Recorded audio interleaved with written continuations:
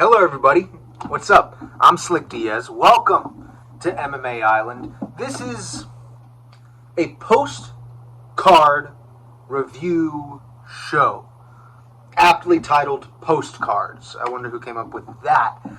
Today we're going to be talking about UFC 271 pretty briefly. I'm not trying to keep you. I just want to get some yap out of my trap about this because it was a really good card. So if you are watching, I very much thank you, and I would implore you to like, subscribe, leave a comment, let us know your thoughts. I would really love to hear what you have to say about the card as a whole, and if you disagree with any decisions or any comments that I will have made or anything like that. We're going to maybe give out some imaginary fictitious bonuses because I like to roleplay as Dana White after these. Let's get right into it. Let's see. Okay, yes. The first fight of the night was actually a heavyweight fight, which was odd. It was supposed to be a light heavyweight fight, but we had William Knight, the Nightmare, taking on Maximus Grishin. Maxim Grishin walks out with a decision victory over William Knight. Did what he had to do. Not much to say there except good win for Maxim Grishin. Hopefully next time William Knight takes a fight on late notice, he will be able to make the weight. That seemed to be a very unfortunate series of events, and it turned out to not work in his favor. Maybe at light heavyweight it would have been a different story. Who knows? The bigger guy got to keep on some weight, so tough break. Next fight, we had Jeremiah Wells versus Blood Diamond. Blood Diamond was making his UFC debut at UFC 271, the teammate of Israel Adesanya, Mike Mathetha, the fighter known as Blood Diamond.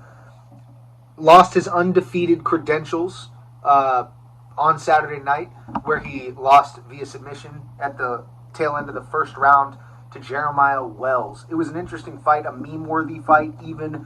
Jeremiah Wells started the fight off with one of the most bizarre instances of human movement I've ever seen.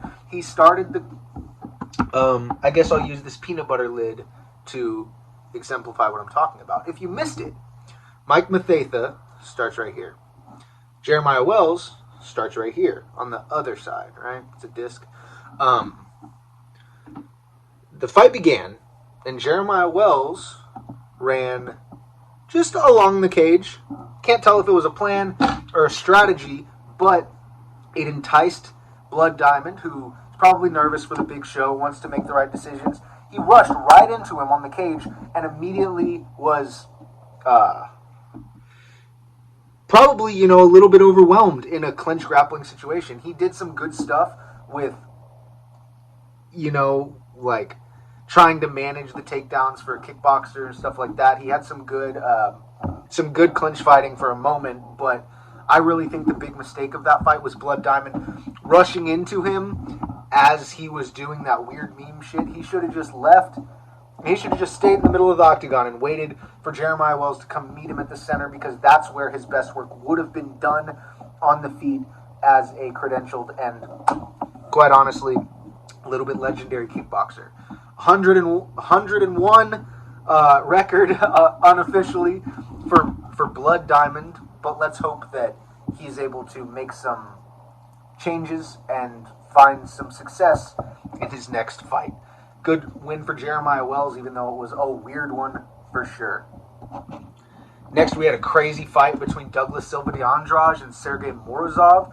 Morozov was finding success early, and then he wasn't. Douglas Silva de Andrade rallied and came out with a submission where he put Sergey Morozov completely unconscious, just like Jeremiah Wells put Mike Mathetha, Blood Diamond, completely unconscious. I don't know if it was a blood choke. I think it was. It would be thematically funny if that were the case. But, yeah, Sergey Morozov went night-night. And then Douglas Silva de Andrade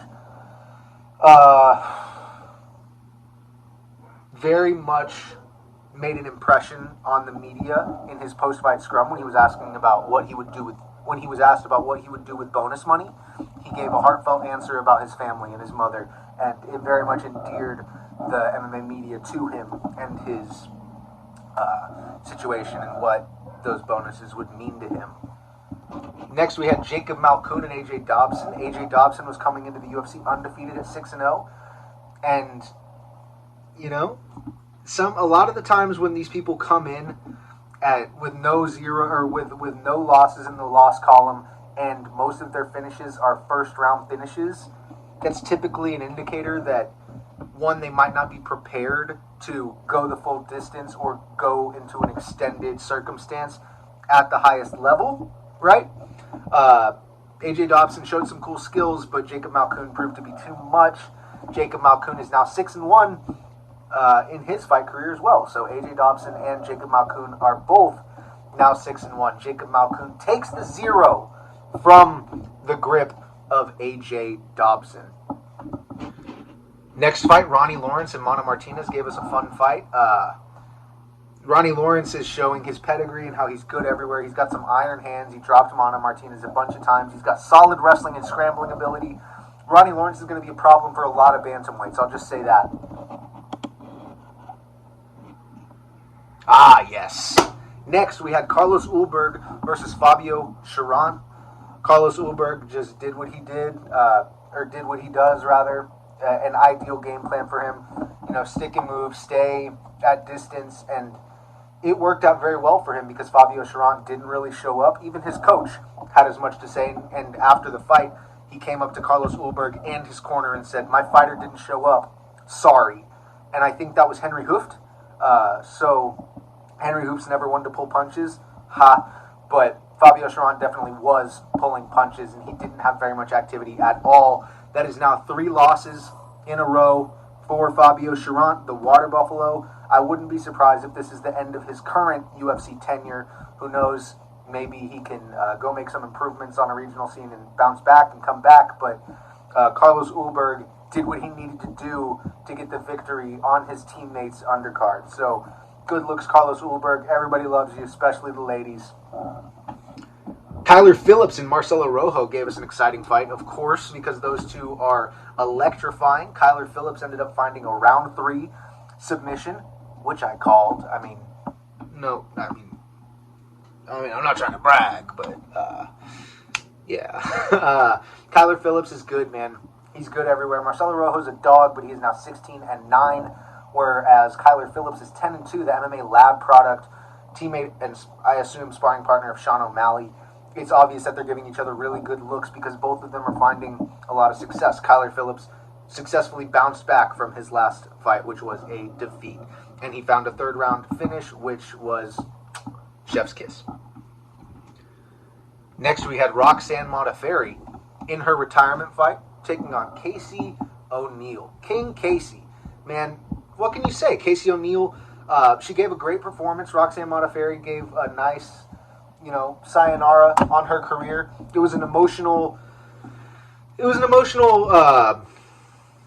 entrance and exit for Roxanne Modafferi, the Happy Warrior. Casey O'Neill showed her so much respect after the fight, after beating her pretty soundly, and then the crowd was booing her for no reason, and then she said, "You know what? If you want me to be the bad guy, then fuck you. I will. I'll be the best bad guy you've ever seen." And that is how to cut a promotion, everybody. Casey O'Neill knows what the hell she's doing. She said at the weigh-ins, she came up to Dana White and said, I'm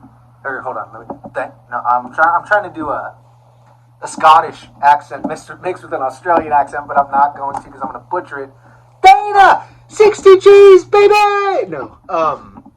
Casey O'Neill went and told Dana White at the weigh-ins that she would be the next champion. So, what's not to like about Casey O'Neill? She showed some stand-up against a veteran. She was giving us some spectacle in the octagon, running her mouth a little bit, but nothing but respect at the end of the day, and then flipped it on the audience and said, "You don't like me now, but you will, I promise." And that's awesome. She did exactly what she needed to do to raise her profile and maintain her undefeated record. Casey O'Neill is definitely a fighter to keep your eyes on if you are interested in the future of MMA, which I assume you are. Next, we had Andre Arlovski, the old dog, Pitbull, taking Jared Vanderaa to a 3-round decision. What can you say? Andre Arlovski still got it. Now we'll move on to the main card. Like I said, I'm trying to keep it short and sweet. Bobby Green, 30-27 Nasrat Haqparast with style. Possibly the biggest pop of the entire night. Bobby Green is beloved in Houston. Beloved. He has so much swagger and style in the octagon and outside of it. He's really becoming a star late in his career, in my opinion. There's a narrative and a push for Bobby Green deserving a main event, and I wholeheartedly agree. He was yapping. He was scrapping. It was beautiful. It was great. Bobby Green, if you're seeing this, don't ever change. We love the entertainment, and we love your energy, and we love to see you win, man, because when you win, it's great.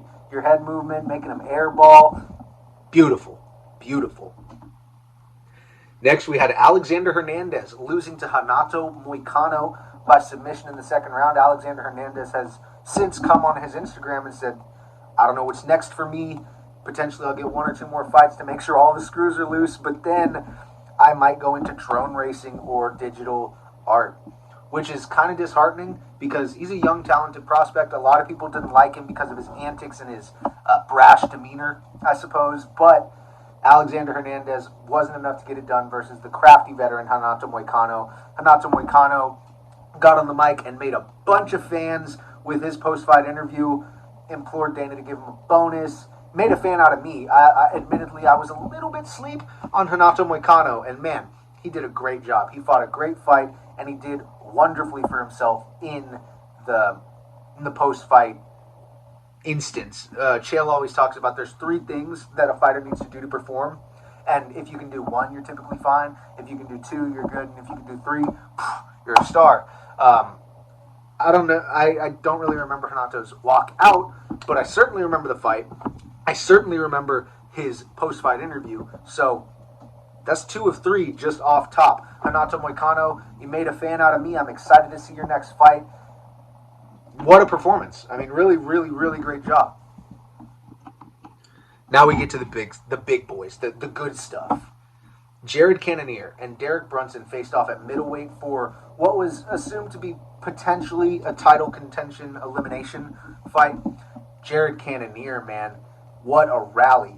He lost the first round to Derek Brunson. At the end,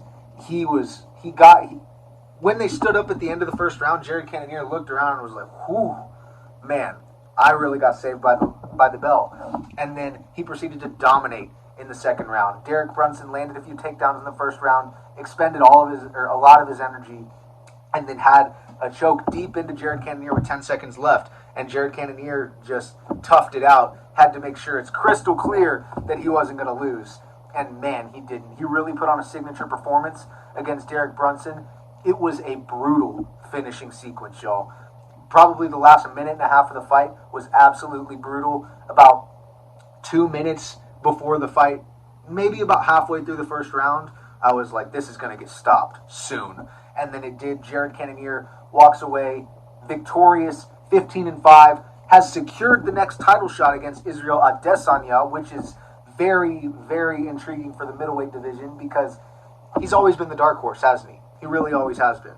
So, awesome performance by Jared Cannonier. And then, I'm not trying to talk about all the post-fight interviews, but fighters are actually learning their lesson about what they can do to make themselves more valuable, which is phenomenal. Jared Cannonier had quite the moment on the mic afterwards, pointing and yelling, "Get Dana! Stop distracting Dana! I need Dana to look at me! Dana, look at me! That next title shot is mine! It's mine! Nobody else! It's mine! It's me!"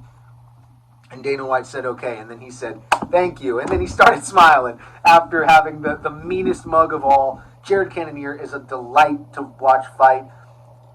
A really, really fun personality in the MMA space, and what a killer. He's got a demeanor in the octagon that few fighters have. I really have a lot of respect for Jared Cannonier and his fighting ability. I think he's sensational, honestly. He has lost a few times, of course, but I really think he's special. I really think he's awesome. Yeah, and the blonde Brunson meme, like maybe he'll stay blonde, but the momentum, the undefeated blonde Brunson has come to a close. Next, we had the banger from Western Sydney and the banger out of Houston, Texas, delivering in the co-main event. Round 2, knockout for Tai Tuivasa, the signature performance you could ever ask for, finishing Derek Lewis in Houston, making him faceplant off a walk-off elbow against the cage. It was glorious. You never like to see Derek Lewis lose, per se, but man, it's awesome to see Tai Tuivasa win, isn't it? He's incredible. What a personality, what a fighter, and he's shown so much improvement. Derek Lewis shot for some takedowns. We actually saw a full fight. We actually saw a full fight at heavyweight, which is rare. I'm not trying to be weight class elitist or anything, but typically that's a weight class that lacks dynamism. And that fight didn't. Tai Tuivasa showed that he can, granted Derek Lewis isn't, a super credentialed wrestler, but he was an All-American. Tai Tuivasa, man, talk about a highlight for the ages. That was absolutely astounding. What a signature. I am so thrilled that Tai Tuivasa is finding this amount of success. 5-fight knockout streak after losing 3 in a row, and everybody counted him out. Everybody except me and probably his son and the area. And I'm sure there's a few other fans. But I've always been riding with Tai Tuivasa, so that was heartwarming for me. Tai Tuivasa with the win of his career, coming up in the biggest way possible. Now he's the number 3 heavyweight in the world, going into this fight at number 11. That's a big jump, and he deserves it. In the main event, I don't want to get too political about this, so we'll just give you the basics. Israel Adesanya versus Robert Whitaker 2. Went the full 25 minutes. Everyone was saying Israel was going to finish him again.